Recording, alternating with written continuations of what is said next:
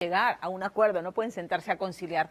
La situación en la política aún es más complicada y a estas alturas hay que decir que hasta Fuerza Popular admite que los votos que siguen impugnando no les van a alcanzar para revertir el resultado del hoy ya lejano 6 de junio, en el que todos los peruanos fuimos a votar. ¿No es cierto? Pero han dicho, no vamos a cejar en nuestra batalla judicial, estamos en nuestro derecho y si eso retrasa la transferencia no es nuestro chicharrón, nosotros seguimos adelante. Y entonces esto ha entorpecido la proclamación de quién es virtual presidente electo del Perú, es José Castillo, le guste o no le guste, a la mitad del Perú, más o menos, esa es la realidad, Pedro Castillo. Entonces, convengamos además que la proclamación tardía, que efectivamente genera un problema gordo en la transferencia de poder, que sea ordenada, que sea tranquila, ¿no es cierto? La situación de incertidumbre que estamos viviendo los peruanos, de desasosiego, se debe sobre todo a los mensajes contradictorios que siguen enviando desde Perú Libre, que parece ser una organización bicéfala, con cerrón a la sombra. Recordemos que Pedro Castillo es un invitado de Perú Libre y que será él el presidente del Bicentenario. Sin embargo, pues hay mensajes que desde Twitter llegan, escritos por Cerrón, y los que da Pedro Castillo. Y no tenemos cómo saber cuál será el rumbo que tome el Perú a partir del 28 de julio. Castillo navega entre el discurso de la moderación económica, pero desde el lado político insiste en la convocatoria de una asamblea constituyente para reformar toda la Constitución, incluyendo el capítulo económico. Castillo parece no querer darse cuenta que precisamente estos vaivenes no le da margen de certidumbre, de predictibilidad, no solamente a los grandes inversionistas, a las grandes empresas, sino también al peruano de a pie, hay que decirlo, ¿no? La economía doméstica, las grandes inversiones frenadas, las pequeñas también, o quien en su sano juicio en este momento hace alguna inversión, un emprendimiento, comprarse un carro, construir el tercer piso, construirse una casa, comprar una propiedad. Nadie. Y lo que está pasando es que toda esta incertidumbre hace que la gente corra, si es que tiene capacidad de ahorro, a comprar dólares. Y hay muchas personas y muchas empresas que lo que han hecho es que esos dólares se los han llevado fuera, fuga de capitales. Eso es lo que está pasando. Tenemos el dólar en alza. Y el dólar en alza sí afecta el bolsillo del peruano de a pie, porque los precios de algunos productos de la canasta básica familiar están subiendo. Lo siente el ama de casa, lo siente el taxista que va a poner combustible y le cuesta más caro. Esa es la verdad. ¿A quién le atribuimos la responsabilidad de que esto esté ocurriendo? Hay una situación de incertidumbre, no sabemos qué es lo que va a pasar. ¿El dólar puede seguir subiendo? Los economistas dicen que sí, si es que Castillo y su entorno toman decisiones desastrosas y ellas saben cuáles son. La gran pregunta es, ¿estarán dispuestos a reconsiderar o más bien querrán llevarnos al despeñadero? ¿Por dónde vamos? Lorena Ormeño. El agónico compás de espera esta semana convirtió a la capital en la ciudad de la furia.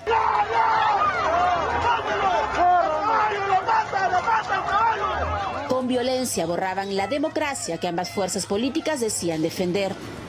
Unos exigiendo a chicotazos y arremetida en el piso la inmediata proclamación de su candidato. ¡Atrévete nomás! Y desde la otra orilla, con amedrentamiento y a golpe limpio, reclamaban auditoría a las elecciones. Furia en las calles, el fiel reflejo de la espera en la proclamación del ganador de las elecciones y de las idas y venidas del virtual nuevo presidente. Desesperación que golpea también a nuestros bolsillos. ¿Cuánto está el kilo ahora? 9.50. Y hay mucha gente que dice, no, lo que pasa es que son especuladores. No. ¿Es así? No es especulación, solo que hay ciertos balanceados que lo compran en dólares y eso es el incremento del pollo.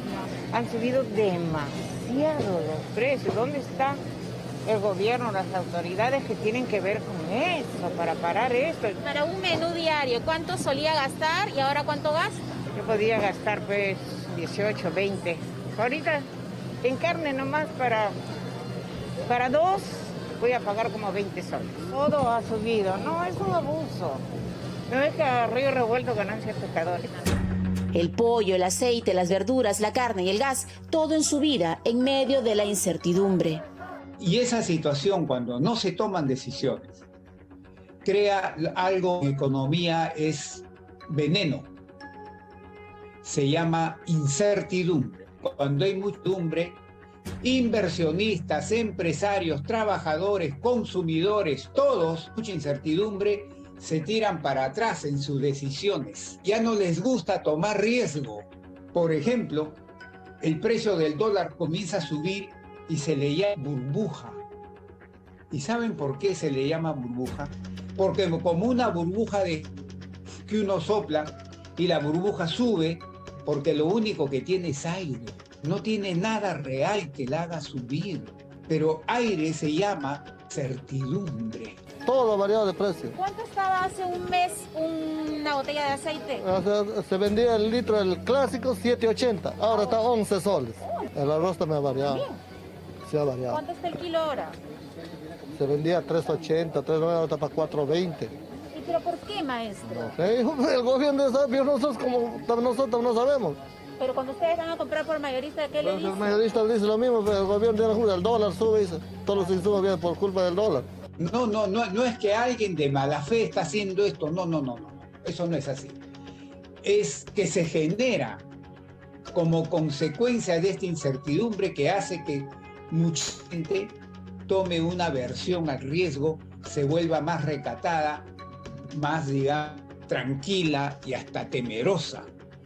Ese comportamiento es el que te produce el aumento del dólar, que te está llevando a aumento en precio de los alimentos, de las medicinas y combustibles en general. Y el responsable de eso son los políticos, de ambos bandos. Esta semana el dólar otra vez arañó los 4 soles.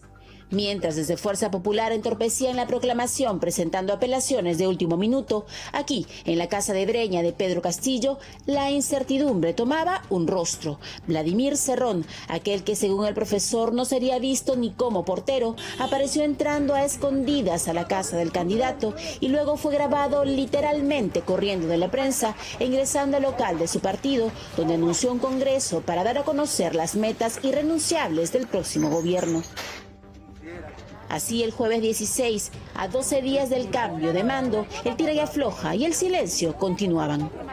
No vamos a dar declaraciones ahora, muchas gracias. Bueno, muy amable. Gracias. ¿Qué tan avanzada está la composición del futuro gabinete? Porque en realidad... Eso no me compete decirlo pero no a mí, me pido nombres, pero sí falta muy poco. Por supuesto que el profesor estaba evaluando eso, está tomando decisiones y en su momento lo anunciará. Que ojalá que proclamen pronto al presidente, que nosotros vamos a hacer todo lo posible, aún sin la información oficial, de tener todos los equipos técnicos lo más listos posible para esta nueva etapa de gobierno, ¿no? ¿Está participando en ese tema el señor Cerrón? Perdón. Gracias. ¿Cuánto pesa realmente el sentenciado por corrupción Vladimir Cerrón en el virtual gobierno de Pedro Castillo? ¿Es el retraso en la proclamación o la falta de consenso entre invitados, la bancada y el secretario general de Perú Libre lo que no permite conformar un gabinete? También depende mucho de la proclamación, ¿no? No es un hecho que nosotros hayamos forzado, ¿no? Lamentablemente la coyuntura se ha dado de esta forma. Y seamos pacientes. Nosotros vamos a presentar un gabinete, reitero, de ancha base. No vamos a aplicar de la izquierda, pero vamos a tener siempre una mirada hacia el centro para poder darle gobernabilidad al país, que es lo que queremos. Estamos elegidos y no es para un sector, es para todo el Perú. ¿Y cuánto pesa la participación del señor Cerrón en ese tema como secretario? Todas las reuniones las dirige los voceros, el vocero titular, el alterno y los parlamentarios. No entra nadie. Ni el señor Cerrón. No entra. Pero sí se está reuniendo el señor Castillo con el señor Cerrón. Sí ha habido reuniones, sí va a haber una cumbre, me parece, o una reunión donde hablen de los temas irrenunciables. Tengo entendido que esta semana vamos a tener una reunión, como indicas. Todavía voy a ver si voy a poder estar en la reunión o no. La congresista electa Betsy Chávez admite discrepancias, pero niega presiones internas. Cierto o no, hasta hoy no se conoce el rumbo que tomará el nuevo gabinete, izquierda radical o moderada. Incertidumbre que según los especialistas es veneno para los empresarios y el peruano más pobre. Con todo respeto, yo le sugiero al señor Pedro Castillo que cuando lo nombren presidente electo del Perú, dé a conocer al país dos cosas. Primero, su equipo de trabajo. Y si no puede dar todo el gabinete, que por lo menos adelante 5 nombres antes del 28 de julio. Primer ministro, ministro de Economía, ministro de Energía, ministro de Salud, presidente del Banco Central de Reserva.